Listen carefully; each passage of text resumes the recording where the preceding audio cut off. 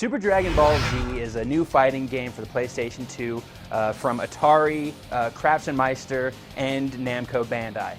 Now this has been touted as an attempt to make a real serious fighting game for Dragon Ball Z fans. It's definitely got a little bit of a pedigree to it. One of the producers of the original Street Fighter II consulted on and worked on the design of Super Dragon Ball Z. If you've played any recent modern 3D fighting games, you're going to pick up Super Dragon Ball Z and feel immediately really familiar with it. This is a benefit to a certain degree since it's got a real pick up and play quality to it.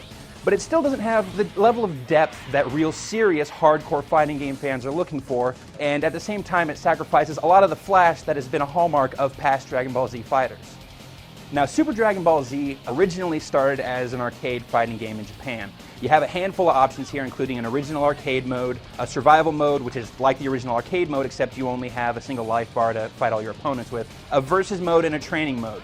And that's it, really. But there is a custom character card system in Super Dragon Ball Z that makes it a lot more enticing to come back. Basically, before you start getting into the game seriously, you're going to want to go and create your own character card, which has you select one of the game's 18 playable characters, give them a custom name, as well as a special custom color palette, and then you go fight. Every time you complete a fight, you get battle points. These battle points can then be used to upgrade your character's stats, get new moves, and so on. Additionally, as you play through both the original arcade mode and the survival mode, you'll earn Dragon Balls. Once you collect all 7 of the Dragon Balls, you can summon the Dragon Shenron, and he'll grant you a wish. Shenron, please come out! Now this wish can range anywhere from giving you an additional color palette to choose from for your character, to unlocking a new character altogether. Now the actual fighting in Super Dragon Ball Z kind of feels like an amalgamation of a lot of different modern 3D fighting games. Though that doesn't mean that the game isn't without a few kind of special Dragon Ball Z inspired twists. A lot of the moves that you'll pull off are going to be big energy beam attacks, and there's going to be a lot of tossing characters through walls and buildings, and certain characters have the ability to transform in the middle of a fight. A lot of real staple Dragon Ball Z stuff. But the actual combat itself is very familiar. Tap your attack button 3 times, you're going to come up with some sort of a combo. Do a quarter circle on the D-pad and hit an attack button. You can pretty much bet with most characters that's going to give you some sort of energy attack. When you first start off, each character really only has about 8 different moves, so there's not a lot of depth there. Obviously, as you build up your character with your character card, you're going to get more moves, but at the same time, there is a ceiling to that, and eventually it doesn't take long for you to figure out everyone's moves, because a lot of those moves are shared between different characters. One of the things that has made a lot of the past Dragon Ball Z fighting games really endearing is how well they translate the feel of the Dragon Ball Z anime into the game. Just a lot of real over-the-top cinematic camera angles, ridiculous power battles with huge energy waves, things of this nature.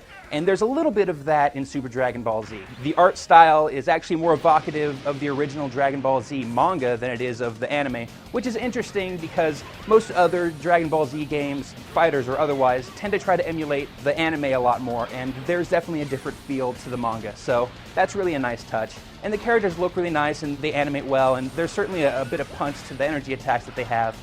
But it also feels a little bit staid. If you look at it, characters are always being seen from the side, it shifts to a different camera angle very rarely, and it's just not as exciting as other past Dragon Ball Z fighting games have been. So while the art style might be inspired by the manga, the voice cast from the US version of the Dragon Ball Z anime still comes in and does the work for all of the characters, voicing all of the 18 different characters that are available in the game. And they all do a good job, as they usually do. There are also a few interesting options for the audio. As you progress, you can unlock different characters to provide the narration for the game, which is kind of a neat little touch. Other than that, you expect a lot of the same sort of Dragon Ball Z crazy sound effects, a lot of the familiar music, as well as, of course, the voice actors. The biggest problem with Super Dragon Ball Z is the question of who it's really made for. Now, Atari would have you believe that this is a game that's suited for hardcore fighting game fans.